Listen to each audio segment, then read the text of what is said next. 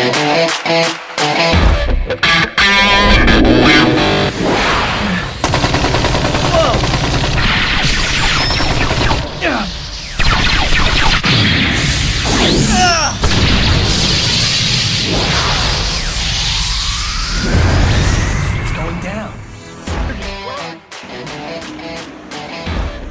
everyone, welcome back to more toys, and today we're taking a look at the F91 Gundam from the Universal Century Timeline movie Gundam F91. This is of course the high-grade version of the F91.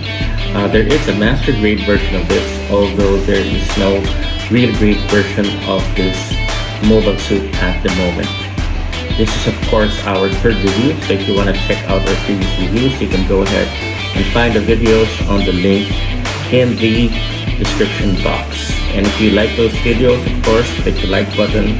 And if you want more content about Gunpla, you can go ahead and subscribe to our channel. You can also check out our Facebook page, and you can also like that Facebook page with the same name, More Toys, and also follow it. So let's take the F91 for a 360 spin so that we can go ahead and check out the aesthetics of the kit and also talk a little bit about the build quality of the high-grade F91.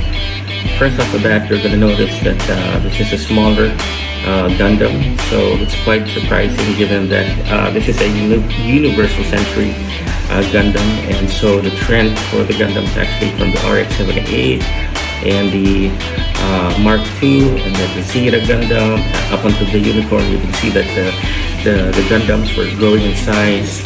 And suddenly after the Unicorn or after the narrative story, you can see that suddenly the Gundam became small, and this is one small Gundam.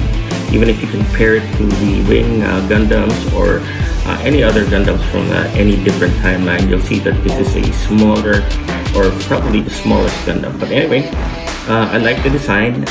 It's a simple, clean design. It's a sleek design, so it doesn't have any controversial design elements here. So I guess for the most part, for me personally, this is actually a good-looking kit or a good-looking mobile suit. But in terms of aesthetics, how this compares to the actual mobile suit or the F91 in the movie, I would say it does. The color separation of this kit is great. Not that it's hard to do actually that, because you can see it's the traditional Gundam colors of white, blue, the yellow fin there, on the yellow on the V fin there, and also the red on the feet and some parts. So this actually has good quality in terms of the color on the plastics and the color separation. There are some colors that you would have to paint if you're a little bit of OC, but again, this is actually expected for an HG kit.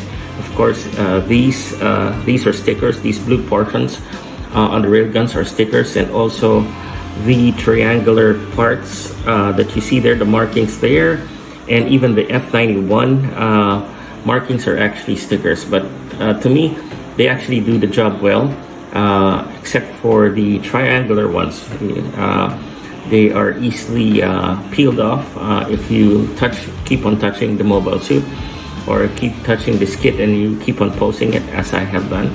As you can see, I've lost already one of those triangular markings there or stickers there, so I guess you'll just have to paint that one if you are, again, if you're OC about that. But the bigger ones like this, the F91 marking, it really does a good job. It passes as a real thing, or it passes as a really a part of the plastic, so that's great. And the rest of the kit actually resembles accurately the mobile suit, and so that's pretty good in terms of this being an HG. Again, if you have the right expectations, you will really not be disappointed with this kit. In terms of build quality, I like the kit. It doesn't feel cheap. The plastics don't feel cheap, so you won't feel shortchanged there. Again, the size is not the fault of the high grade itself. It's just that that's the size of this mobile suit. So again, you won't feel that you've been robbed of your money. Again, the quality of the plastics are great. This is not like some of the high grades, or not the high grades, the real grades, the early real grades from Bandai, where everything seems to fall off. It looks good, but it falls off. This is not the case here. This actually looks good, and it's sturdy. Nothing falls off, and it's easy to pose this thing, whether it's a standing position or it's in an action base where you're gonna do those dynamic flying poses. So yeah, so pretty much in terms of aesthetics and build quality, this is really a solid kit, and it's good value for money. I got this at a lower price. Of course, whether you are in whatever part of the globe, if you look hard enough, you'll be able to find this kit, and you'll be able to get a good price on it. So again, solid kit, great aesthetics, and great quality as well. Let's talk about the kit for the accessories that come along with the F91 high grade, and again, this won't blow your mind away. And again, it's not the fault of the kit being a high grade version of the F91. It's just that this is exactly what the F91 as a mobile suit comes with. So you got your standard beam rifle there, which is already attached to the hands or to the right arm, and of course you got the, I don't know if this is a bazooka or a laser cannon, but I like it in a sense that it looks different from the other hyper bazookas or the other cannons that other Gundams come with. It looks different, and although I did some panel lining on the white portion of this, the detail is great. I know I'm not the best in terms of panel lining, but that's another story for another day. But I like the color separation, that they just didn't go all gray on it, but they actually have the white part of this, and the handle actually also moves, and it's the same thing. There's a color separation for the beam rifle, so that's great. And you have a pair of beam sabers. One is shown here, and the other one is the one that I'm using to point out these things as a pointer. I'm actually able to use it because this beam saber I'm holding on to is actually broken. Actually, there are two things that are broken in this kit, and you'll find out the other one. This one was broken by my son when he was playing, and the other one was also broken by him while he was playing with this kit. So I guess again, it's a good looking kit, so even kids would like to play with it. There's also this standard. This is not a standard shield, but it's a beam shield effect, and I gotta say that I like the colors. Probably if you have the right lighting exposed to these neon green or apple green or whatever you want to call it, it'll make for some good dynamic shots or pictures. But yeah, that's pretty good. Also, you have these fins, these two fins protruding out of the shoulder armor. There's actually an option, and that comes along with the kit, that you can swap this or swap these shoulder fins with those which are actually folded and are inside of the shoulder armor. I don't know why you want to choose that, but this looks way cooler, and of course you're able to see it, and it adds to the design or the aesthetic of the kit, so that's great. And also I didn't have a chance to show it. It's still in the box, it's still in the runner. I haven't really cut it off yet, but there's an option for you to choose which kind of head or which kind of face that you actually want for the F91. So there's a couple of choices, but I personally like this one. We're going to talk a little bit more about that head as we talk about the articulation, but yeah, pretty much a standard loadout for this particular kit. Again, this is not because, or it's not the fault of this being high grade. It's just that's the standard loadout of the F91. So let's go ahead and talk about the articulation of this high grade F91. If there's a theme of this review of the high grade F91, I would say it would be solid and simple. This is a solid kit, it's a simple kit, and it won't blow your mind away. And it's pretty much the same when it comes to the articulation. Not that being solid and simple is bad, but that's what it is. and you won't be disappointed.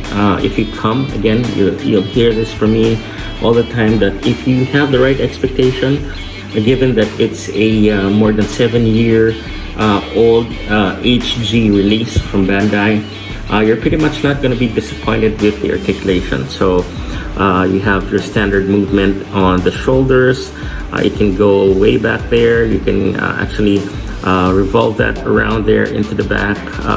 You won't be able to do it because of the rail cannons at the back, and so also the shoulders do a good articulation. Again, nothing. This is standard stuff for an HG, so this won't blow your mind away, but it will satisfy all the poses, all that cravings for those action poses that you want to do, whether that's standing or whether that's in an action base and in flying form. So also the elbows, or the and actually this is a solid kit. It's not loose, so that's a big plus. I like that with my kits. So if you put there, you can see there, you can do that elbow movement there, also the standard movement on the hands there, and there it went off, but it's easy to put back. Again, it's solid in the sense that it won't be loose. Even the hands, even if you put the beam sabers there, a lot of previous HG kits, when you play around with the socket here or the ball joint there, I don't know if that's what to call it, over time the rifle gets loose. But again, this has been played around with and posed a bit, quite a lot, but it's still solid as a rock. So I like that. Even the feet, it's got pretty good articulation. You got a good bend there. Again, given that it's an HG kit, that's a good bend there. And even here, there's also good articulation there. Nothing, again, that will blow your mind away, but you will be able to do all the action poses even on the box cover, which is pretty great. And the rail cannons actually does this gimmick, which you can actually move that or slide that forward, so you can have that. And it also, if you move that forward, that pops out right there for some detail inside there.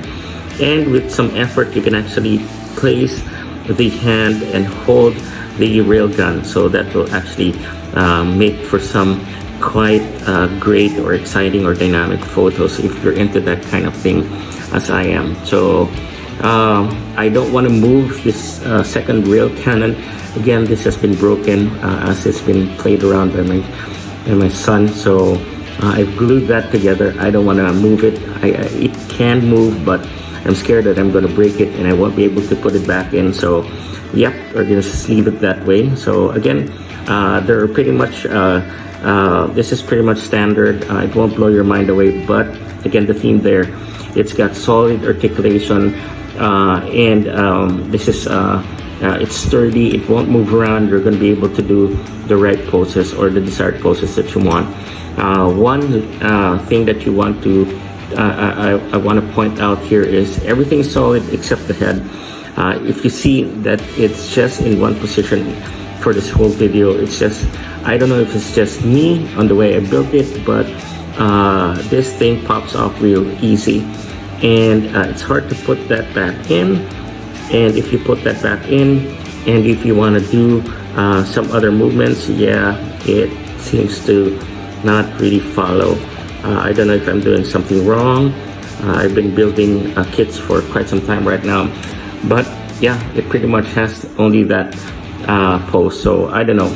I've got to do some more research or try some things there to see if that will actually move and try to fix that problem. But that's one of the gripes that I have, or that's probably the only gripe that I have in terms of the articulation. There's also some gimmicks here in the back. I don't know if these are thrusters that you can pull out here. There are actually 3 of them. I don't know if you see that. You can pull that out here. I don't know if you take pictures of that or anything, but it looks pretty cool there. If we're gonna play around with it, yeah, takes a little effort to do so, and it's not that hard to be able to do that. So yeah, that's a pretty good gimmick there as well. So yeah, that's pretty much it when it comes to the articulation. Again, this will satisfy all your cravings in terms of what you want to do, how you want to pose it, if you're going to have the right expectation, which is this being a high-grade kit. So that is it for the review of the high-grade F91. If you're asking me if I would recommend this, yes, it's a solid kit. I would recommend it to anyone who would want to build the F91. I would personally go with the master grade version of this. That of course is in hindsight after building the high grade version of the F91, this particular kit. This is a solid kit, and you won't go wrong if you're looking for a quick build, a fun build, a build that's not complicated. You just want to scratch that gunpla building itch that you have. This is a perfect kit to do so, or to scratch that itch if you want. I don't know if that sounds weird, but I hope that you know what I mean. But yeah, it's a solid kit. It's really value for money, good value for money, and you won't go wrong with this. So yeah, 4 out of 5 for me. If you're looking at this, and if you're talking about this as a high grade kit, it's a solid 4 out of 5. So there you go. I hope that you were helped by this video. This helped a lot in terms of you, if you are deciding, or if you're trying to check out whether this is worth getting or not. I hope this helped you, and we'll see you in our future videos. Take care, guys.